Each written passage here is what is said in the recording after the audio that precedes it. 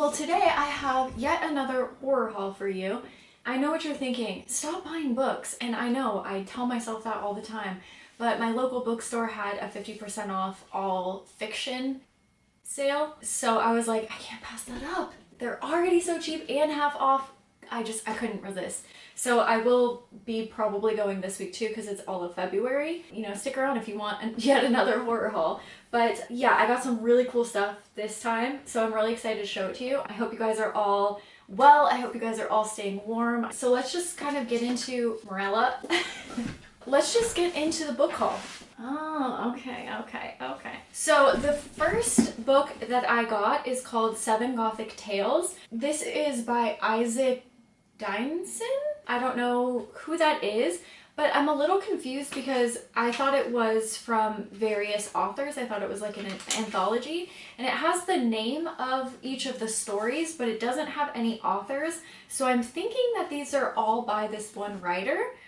Which is fine. This book was $2, so I paid $1 for it. I just read another gothic story, a gothic like ghost story that I'll be talking about in a future video. So I thought it would be kind of cool to like focus more on gothic stories. So when I saw this, I was like, yes, please. But yeah, probably all just Isaac Dynson's work. Have you guys ever heard of him? Because I've never heard of this writer before. Next up, I got another Isaac Asimov. So I don't know if I'm saying that right. I'm probably not. So please forgive me. I am very dumb.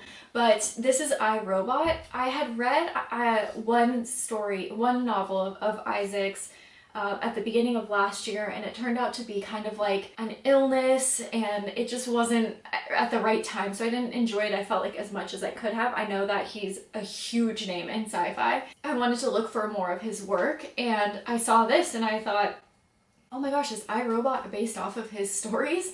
And sure enough, they are. From what I can gather, they were written as short stories that kind of intertwine, and so I don't think that they were written as a full-length novel, because like the publication date on this were like chapters from the book that were published, and then I think they were expanded into a novel from what I can understand. And the back says the 3 laws of robotics. 1, a robot may not injure a human being. So I think it may be loosely based on this. I don't know, I'm kind of interested to read it and see what it's like and how much it relates to the movie I, Robot. So look out for that video coming up in the future, because I think that would be fun. I got a lot of those types of books that I can watch the movie and read the book and compare, because that's just one of my favorite types of videos to do.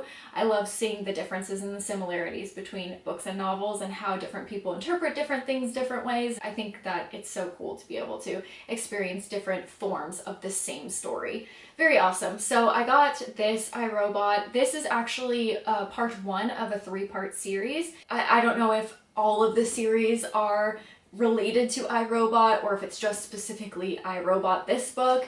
I really don't know, but there's I, Robot, The Caves of Steel, and The Naked Sun. So let me know if you guys have read this and if it is at all like the film, and look out for that in the future, because I'm sure I will be doing a book versus film comparison.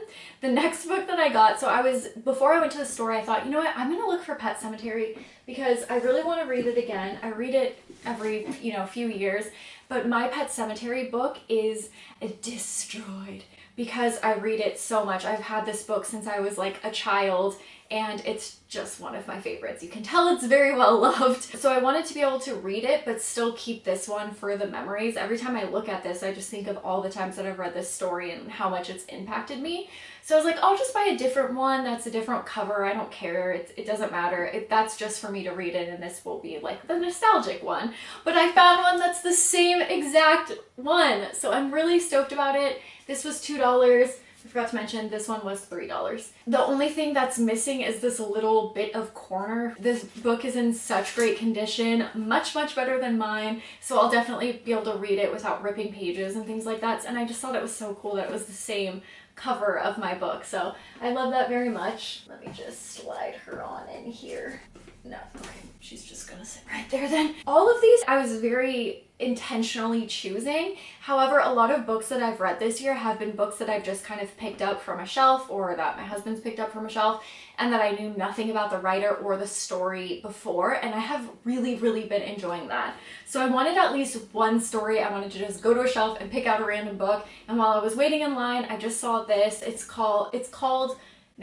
by Harlan Coben, and it's called The Darkest Fear. And by the way, isn't Harlan the coolest name ever? But anyways, it seems just like a ton going on. Like a dying 13-year-old boy, someone needing a bone marrow transplant, a surprise visit from an ex-girlfriend. I don't know, I just picked this one out. It was $4 and I said, I'm gonna read this. This one is very interesting. So this is Alien, the movie, by Alan Dean Foster, and I was confused when I saw it because I didn't remember it being based on a novel, which it's not. It's actually the novelization of the movie, so sometimes writers do that, where they'll watch a movie and then turn it into a novel. I have one, is it this one? Yeah, so this one is Wes Craven's New Nightmare, and that's like the same thing. It's the novelization of the movie, but it's not at all like Wes Craven's New Nightmare. Actually, it's quite different. There. So it's kind of like, again, interesting to see how someone else would interpret a movie and kind of write it in their own form. So I thought, why not? Why not pick it up and read it and then compare it to the movie? Yet again, did I say how much it was? I don't remember. $4. Okay, next we have Dark Dreamers. This one I'm really excited about. So this is the cover, and it says Conversations with the Masters of Horror. So it's not short stories, it's not anything like that. It's specifically interviews with these masters of horror. So Stephen King, Peter Straub, Clive Barker, Anne Rice, Robert McCammon, Dean Koontz, and many others. And I am just so excited to dive into this bad boy. This was $5 and worth every cent. And I think that's such a cool concept for a book. I thought this was really awesome. The next one I picked out because of the cover as well. So it looks kind of like a prison with like a skull. I don't know, it's really creepy. So I just saw the cover and I'm like, oh, that looks cool. And this is the Penguin Book of Horror Stories, edited by J.A. Cudden. This was $4, and again, so these ones are just short stories, but again, just like tons of masters of just the macabre in here. So you have Edgar Allan Poe, Henry James, H.G. Wells, so Franz Kafka. So you kind of have a lot of variety in here. So there's like some sci-fi, Ray Bradbury, you know, you got a lot of big names in here. You even have William Faulkner. So I'm really excited to read this. I thought that was cool. I really enjoy reading short stories, so I thought that would be kind of another cool book to incorporate into my reading. Next up, I have The Man in the High Castle, and this is by Philip K. Dick. So Philip K. Dick is the guy who wrote Do Androids Dream of Electric Sheep, which is the novel that the movie Blade Runner is based on. Oh, that was confusing. So I saw Philip K. Dick had another book there, and I was like, gotta read that. This one seems very interesting. It's kind of like an alternate universe where slavery is legal and there are Nazis, and it just seems kind of like this dystopian. And just from reading Philip K.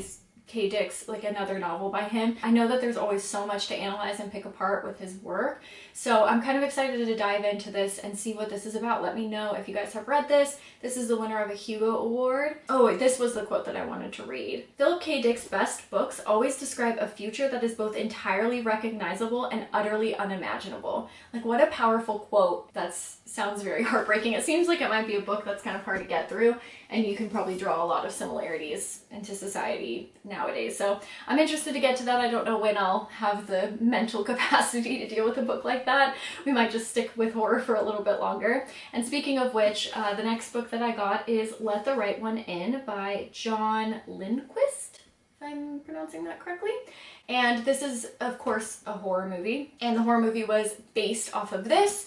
And if I'm not mistaken, this individual actually wrote the screenplay for the movie too. Yeah, excited to read this and compare it to the film as well. This was $5. And then the last book that I got, I have here Alone with the Horrors, and this is by Ramsey Campbell, and this is just a collection of Campbell's greatest short fiction stories from 1961 to 1991. So I thought that was pretty neat. This one was $8, quite a bit more, but in really great condition. A lot of the books that you get at used bookstores, sometimes they're like torn or tattered, but this one's actually in really great condition. So I'm excited to read this. Again, I've been really obsessed with short fiction lately.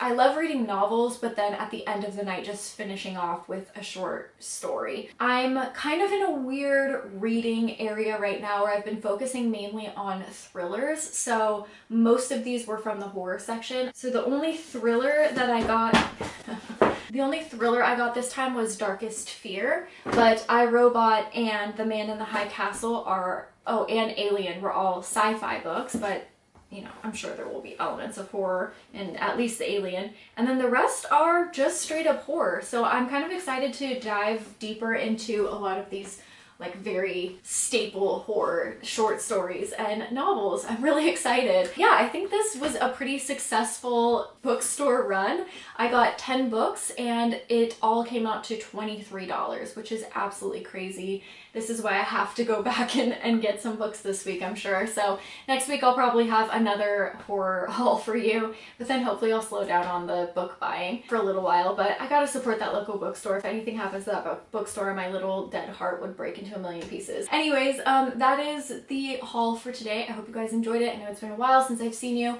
but I will see you again on Thursday with yet another horror video. Bye guys.